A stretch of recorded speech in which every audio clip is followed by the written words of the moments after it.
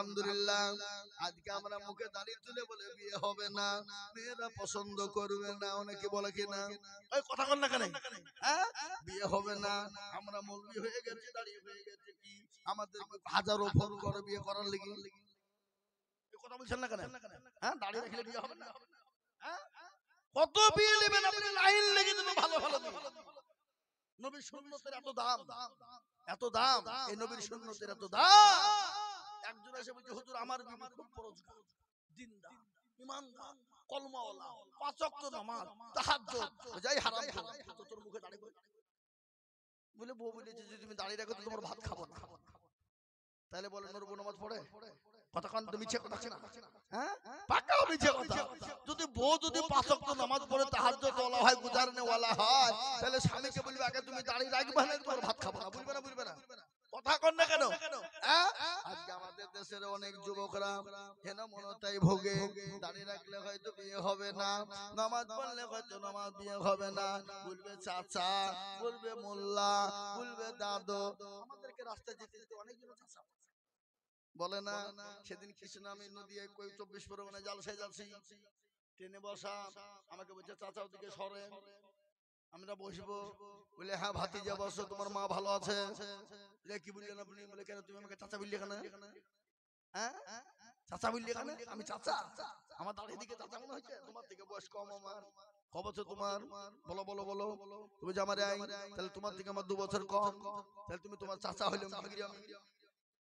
যেমনি তোমার উত্তর তেমনি আমি তোমাকে উত্তর দিয়েছি, দাও উত্তর দাও, হ্যাঁ চুপ চুপ, আর মুখ খুলছে না, ও জীবনও কোনদিন দাঁড়িয়ে লোকে চাচা বলবে, ও চাচা বললে তোমার মা সবারই মা হবে, স্বামী বউ হবে নাকি, বুঝছেন কথা কন না কেন, হ্যাঁ মুসলমান দরদি আল্লাহ ওয়ালা বিবি সারা আলাইহিস সালাম হযরত ইব্রাহিম আলাইহিস সালামের হাত কানা চেপে ধরলেন, রাজ দরবারে নিয়ে গেলেন, সবাই বলছে হাই রে হাই, কি হইল, কি হইল, টাকার বুড়ু দাড়িওয়ালা পাঞ্জাবিওয়ালা, লাঠি হাতে করিয়া চোখে পছন্দ হলো, এত সুন্দর মেয়ে আমরা এত ভালো হইলো না, এত সুন্দর সাজ করেছি, এত সুন্দর সেন ব্যবহার করেছি, আমাদেরকে পছন্দ হলো না, ওই দাড়িওয়ালা কি পছন্দ হয়ে গেল, এটা কার কুদরত, জোরে বলুন কার কুদরত, আল্লাহ সব পারে না, পারে না। আমি একটা কথা আপনাদেরকে বলি, বলুন তো আল্লাহ আমাদেরকে ভালোবাসেন না বাসেন না, কথা কন, আমি আপনাদেরকে একটা কথা বলে দিই, আপনাদের এলাকার লোক শিরিক করে কি করে না, শিরিক করে, শিরিক কাকে বলে, আর 10 বছর বিয়ে হয়েছে বাচ্চা হয়নি, তালতলা বেলতলা গাছতলা মেহেদিতলা খড়খড়ে ললডাঙ্গা পেয়ারডাঙ্গা অমুকতলা তমুকতলা গিয়ে বলে মেরে খাজা গে তুমি এক লড়কা বানা দো, আল্লাহ বলছে তোকেও ফাটাবো খাজাকেও ফাটাবো, কথা কোন সন্তানদের মালিককে, আল্লাহ কোরআনে বললেন আমি কাউকে বেটা দিই তো বিটি দিই না, কাউকে বিটি দিই তো বেটা দিই না, কাউকে বেটাও দিই বিটিও দিই, আবার কাউকে কিছুই দিই না, ইন্নাল্লাহ আলা কুল্লি শাইইন কদির, আল্লাহ সর্বশক্তিমান। আমি আপনাদেরকে বলবো বাবা, বিবি সারা আলাইহিস সালামের সঙ্গে বিবাহ হয়ে গেল হযরত ইব্রাহিম নবী আলাইহিস সালামের, বড় লম্বা কাহিনী, ওদিকে যাব না, হযরত সাদকে নিয়ে যাওয়া বলে সদগো চলো আমার মেয়ে তোমাকে পছন্দ করেছে, সাদ মুচকি হেসে আলহামদুলিল্লাহ বলে দিল, সাদকে বলল সাদ তুমি বিবাহের জন্য তুমি তৈরি হয়ে যাও, বলে আমি তৈরি কি হব, আমি তো পেটে পেটে উট চড়াই, আমার তো জিনিস দেবার নাই, আমি কি দিয়ে কি করব, বলে তোমার যা যা প্রয়োজন কিনো, শ্বশুর মশাই সমস্ত জিনিস দিয়ে দিলেন, হযরত সাদ আপনার বাজার করার জন্য মদিনার বাজারে বাজার করতে শুরু করে দিবেন, এসে খবর দিয়ে দিল ও যাদের ময়দানে নবী নাই, নবী দুনিয়ার বুক থেকে শহীদ হয়ে গেছে, নবীকে মেরে দিয়েছে, নবী নাই, মদিনা থেকে রওনা হয়ে গেল, হযরত সাদের কানে পৌঁছে গেল, আরে আমি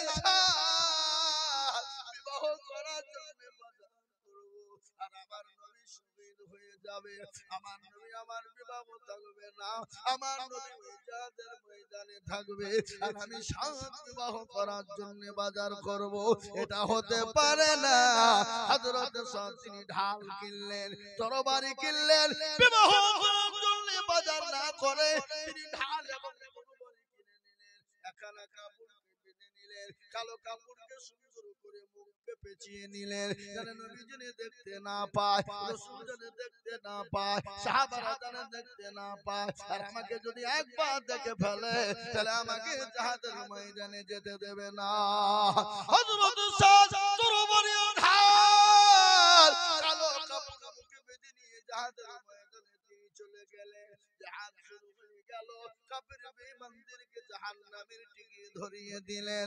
হযরত সাদ জিহাদের ময়দানে জিহাদ করতে করতে করতে করতে তিনি আপনার জিহাদের ময়দানে শহীদ হয়ে গেল। শহীদ হয়ে যাওয়ার পরে পানি দাও, পানি দাও, পানি পানি করে ওই জিহাদের ময়দানে ডেকে চলে যায়। কোনো বেঈমান পানি দেয় না। হযরত সাদের ডান হাত কেটে পড়ে গেল, বাঁ হাত কেটে পড়ে গেল, ডান পা কেটে পড়ে গেল, বাঁ পা কেটে পড়ে গেল। বুকের উপরে তরবারি মারা হলো, তীর ধনুক চালানো হলো। ইতিমধ্যে জিহাদের ময়দানে যুদ্ধ চলছে। এদিকে নবীজির জীবন বিপর্যয়, নবীকে বাঁচানো যাবে না। এদিকে কাফের বেঈমানরা নবীকে ঘেরাও করে নিয়েছে। হযরত তালহা রাদিয়াল্লাহু তাআলা আনহু আল্লাহ নবীর সামনে ঢাল হয়ে গেল। বিশ্ব নবীকে বললেন, নবী গো আপনি পিছনে থাকুন, আপনি খবরদার মাথা বের করবেন না। ওগো নবী আপনি পেছনে থাকুন, আমি দেখছি। হযরত আব্দুর রহমান ইবনে আউফ বললেন, হযরত তালহা শরীরের ভিতরে একটা নয় দুটো নয় 70টি তীর হানা হয়েছিল, একটা নয় দুটো নয়। হযরত তালহা রাদিয়াল্লাহু তাআলা শরীরে 62টা তরবারির আঘাত করা হয়েছিল, রক্ত ঝরঝর করে ঝরে গেল। আল্লাহ নবী সাহাবাদেরকে দিকে বললেন, সাহাবারা নিজের জীবনটাকে তোমরা দিতে মনে করো না, নিজের জীবনটা পর্যন্ত আমি নবীর জন্য তোমরা দিতে রাজি হয়ে যাও। আজকে হযরত তালহা তরবারির আঘাতে শেষ হয়ে গেল, তীর তার শরীরে ঢুকে গেল। হযরত আব্দুর রহমান ইবনে আউফ বললেন, আমার ভাই আমি তালহাকে দেখলাম আমার নবীর সামনে তিনি শহীদ হয়ে গেল। আমি আপনাদেরকে এটা বলার উদ্দেশ্য হলো, ও মুসলমানেরা, আল্লাহ নবীকে সাহাবারা এতটা ভালোবেসেছিলেন, নিজের জীবনের দিকে নবীকে বেশি ভালোবেসেছিলেন। আজ আমি আপনাদেরকে বলতে চাই, আল্লাহ নবীর মাদ্রাসা বেঈমানরা বন্ধ করে দিতে চায়, আল্লাহর কোরআনকে বন্ধ করে দিতে চায়। আমি আপনাদেরকে বলবো, বেঈমানরা যতই চেষ্টা করুক না কেন, মাদ্রাসা মসজিদ কোরআনকে বন্ধ করে দিতে পারবে না। একবার হাতটা তুলে দিয়ে বলুন ইনশাআল্লাহ।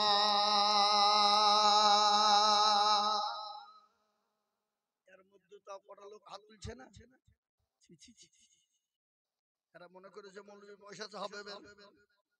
এ বাবা এরকম যদি মনে হয় জানতে হবে তার ঈমান নাই, ঈমান বড় দুর্বল।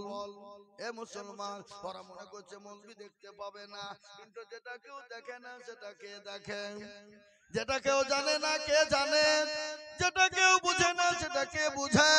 কবি বলে সবাই বলে আমি ভালো, আমি জানি কি, আমার মনের গোপন খবর জানে আল্লাহ জি। আলোতে আঁধারে নির্জনেতে কোথা কি করেছ তুমি সব জানে সে, টাকারি চোখে থেকে যাবে না ফাঁকি, আমি জানি কি। সকলকে ফাঁকি দেওয়া যাবে, আমার আল্লাহকে ফাঁকি দেওয়া যাবে না। আজ আমি আমার আপনাদেরকে বলবো, আল্লাহর কোরআনকে কেউ শেষ করতে পারবে না। কোরআনের মালিককে জোরে বলুন কে? আল্লাহ নিজেই বললেন, ইন্না নাহনু নাযালনা যিকরা ওয়া ইন্না লাহু লাহাফিজুন। এই কোরআনকে যদি কেউ হেফাজত না করে, আমি আল্লাহ তো কোরআনের মালিক, আমি আল্লাহ কোরআনকে কিভাবে হেফাজত করব? আমি আল্লাহ তাআলা পৃথিবীর কেউ বলতে পারবে না। আজ আমি আপনাদেরকে বলবো, বাপ গোটা পৃথিবীর জমিনে কোরআনকে মিটিয়ে দিতে চাইছে, কিন্তু না না পারবে না।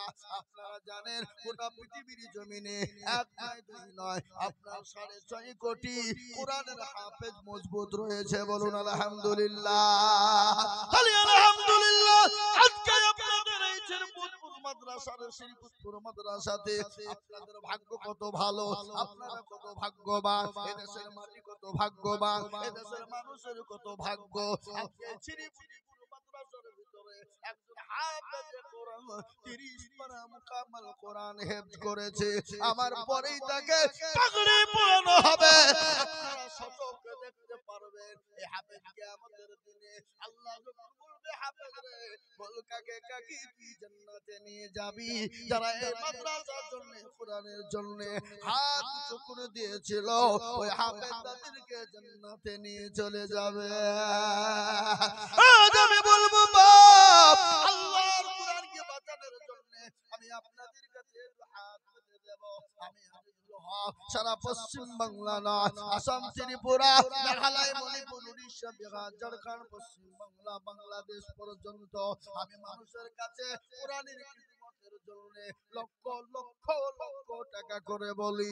আজ আমি আপনাদের কাছে শ্রীপুর মানুষের কাছে কত টাকা বলবো না, এই 30 পারা কোরআনের খিদমতের জন্য, 30 পারা কোরআনকে মজবুত করার জন্য, 30 পারা কোরআনকে হেফাজত করার জন্য আমি এই মজলিসের ভিতরে আমি 5 দিকে বলবো বলে হুজুর গো আমার কাছে জান আছে কিন্তু মাল না। ওগো হুজুর আমার মা কবরে চলে গেছে, জনম দুঃখিনী মা কবরে শুয়ে আছে, আমার বাপ কবরে শুয়ে আছে। ওগো হুজুর আমার মা আমার বাপ আমাকে জমি গাড়ি বাড়ি সম্পদ দিয়ে চলে গেছে, জানি না আমার মা বাপ কি হালতে কবরে রয়েছে। আমি আল্লাহর কোরআনকে মজবুত করার জন্য, আল্লাহর কোরআনকে জিন্দা করার জন্য আমি দেখতে চাই বাবা এই শ্রীপুরের মুসলমানেরা ডানে বায়ে পিছনে সামনে উপরে নিচে সবাই মিলে হাত তুলে বলবেন হুজুর গো আমার কাছে জান আছে, আমার কাছে মাল নাই, আমি পরে অল্প অল্প করে দিয়ে শোধ করে দেব। আমি মাত্র একবার তাকবীর দিব আর তাকবীর দেওয়ার সঙ্গে সঙ্গে মাত্র 10,000 টাকা। একবার বলি না